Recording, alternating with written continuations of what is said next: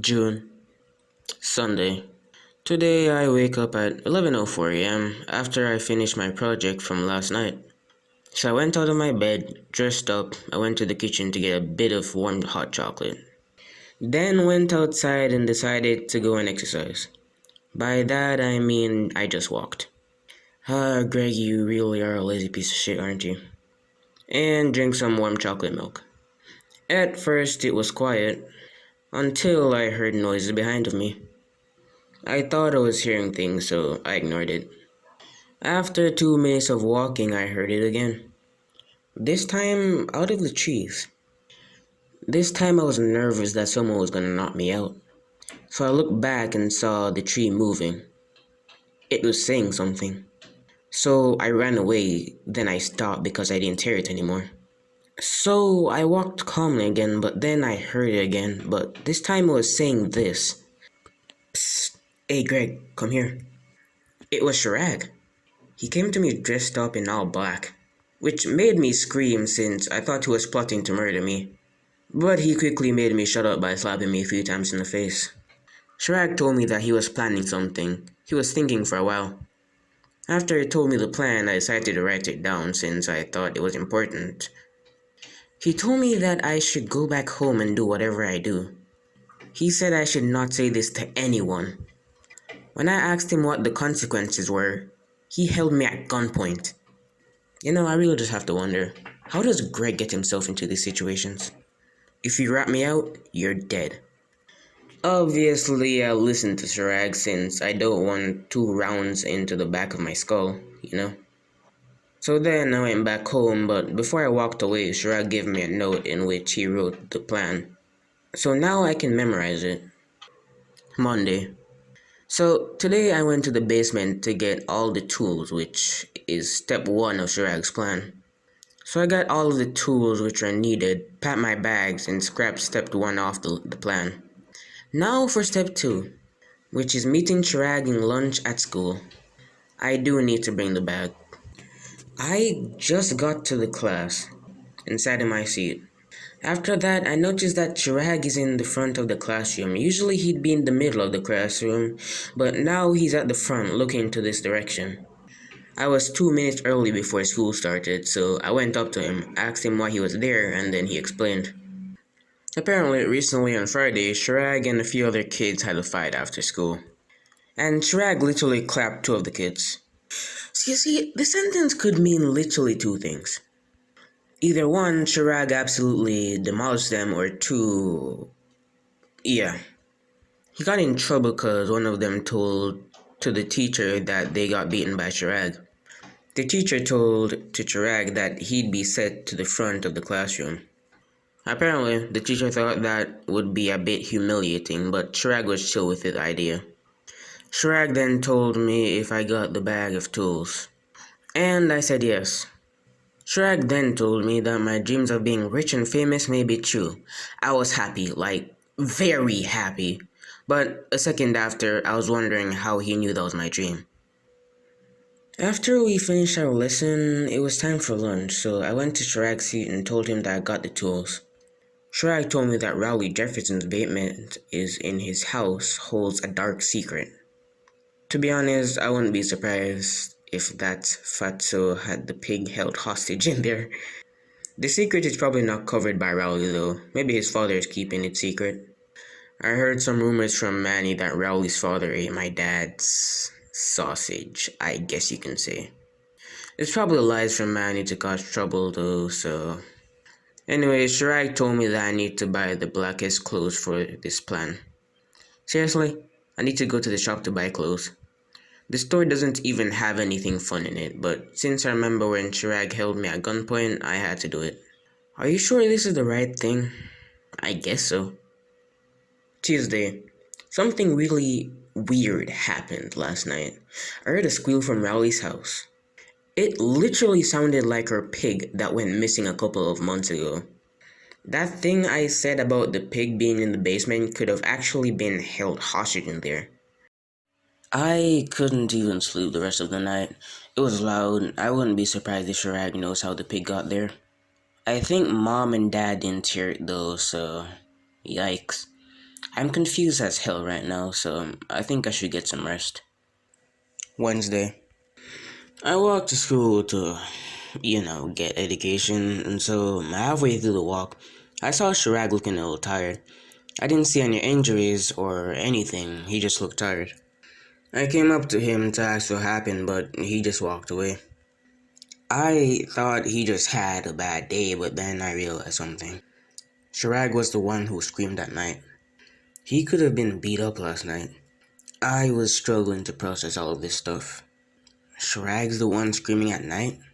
Mr. Jefferson may have eaten my father's little thing? The last thing I want is to hear Shirag getting his head blown off in the other room. You get what you fucking deserve. Also, I really think I should probably start writing more diaries. I have like 14 of them. Maybe even more. July. Thursday. Shrek called me up after school to tell me that we have to kill someone who is helping Rowley. He said that it was Fergie that we need to assassinate. I mean, the shotgun in my dad's camming does look fresh, so I guess I'll use that. So after the butt of chit-chat, I went to mom and dad's room and took the shotgun and then went outside. I went to Fergley's house, knocked on the door, and waited. It took me a while to realize that Fergley and his mom weren't home. I then thought of someone else. I just say someone, I mean something. What if I kill Fergley during recess?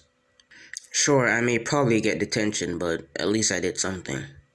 Yeah, I think you're getting more than detention, bro. Maybe a permanent detention in, jail. I then agreed to killing Fergley during recess. I'm thinking of shooting him in the head or in the back. I'm gonna put the shotgun away for now, since there's no school right now, obviously. I'm packing my stuff up. Goodbye, Fergley. Also, I haven't seen Roderick in like 2 weeks. Wonder where that doofus is. Friday. I packed my stuff and went to school. The usual. After the first class, and then it's time for recess. I then saw Fergley and shot him in the pelvis. Dude started moving weirdly, but it's Fergley. What did you expect? Not many saw it, only a few saw it. Shrag saw it too. I didn't see his face though. I'm 99% sure the principal or a teacher would give me detention. But at least I would do something, right? I threw the shotgun away and ran away. All I could do was watch Fergley die. Well, that's one weirdo gone now. Dude looked like he had to hold his own piss. Aw, shit. The teacher had found me hiding in a bush behind the swings. Shrag tried to get detention too by punching a kid. He's with me now. He said that what I did was unbelievable.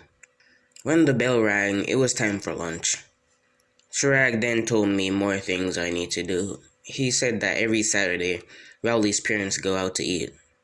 He said that we'll have to break into Rowley's basement on Saturday. Saturday. Tomorrow is the day. Tomorrow is the day I'm breaking into Rowley's house with Shrag Gupta. I'm not sure why Shrag did this in the first place, but if I'm getting a reward, then I'm down for it. Shrag came over to my house too. He said that I needed to prepare my stuff, but I left the stuff in my closet, so I went to get it. Sometimes Shrag can't wait a little though. Hurry up, fat ass. I quickly had found my stuff after a minute or so. Shrag and I went to Rowley's house to stay there for the night, so we sneaked out of my house and went to Rowley's house and placed all of our stuff behind the backyard. But after we stayed there for 5 minutes, we heard a bang. Eventually, it started to be quiet again. Shrag says that we can't go in for now. Well, no shit, Sherlock. I thought that we were gonna break in and play games. Also, did I forget to mention that sleeping is practically impossible? I can't even find a good spot since Rowley's backyard consists of just sticks and stones. Eventually, I finally got a perfect spot. I'm hoping there's no insects too. Insects are a pain to look at. You can't even look at them for 5 seconds without gagging. Sunday. Well, today's the day. I'm not sure what to do today since Shrag's still sleeping right now. I just hope Rowley doesn't find us here. I decided to go into Rowley's house without Shrag. Also, remember when Chirag said that I needed pitch black clothing? Well, I think he forgot that he said that and just doesn't care anymore. I'm fine with it though, so. I'm in Rowley's cabinet since I'm a pussy. I couldn't find his mom or dad, which was strange since it's a Sunday. And not a Saturday, but I ignored it after a long 10 minutes. I found the basement, so I went in, but what I saw isn't really good. I saw the pig we used to have. Is Rowley holding my pig hostage? Did Rowley steal the pig from us? There's a lot of questions that I want answered, but the biggest was why Rowley stole our pig? I don't know why I just messed up that sentence so bad, but yeah. I can't get Shrag because I found out that the door apparently got locked, which is no good.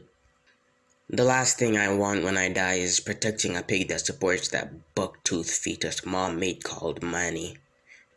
I'm pretty sure his name is Manuel though.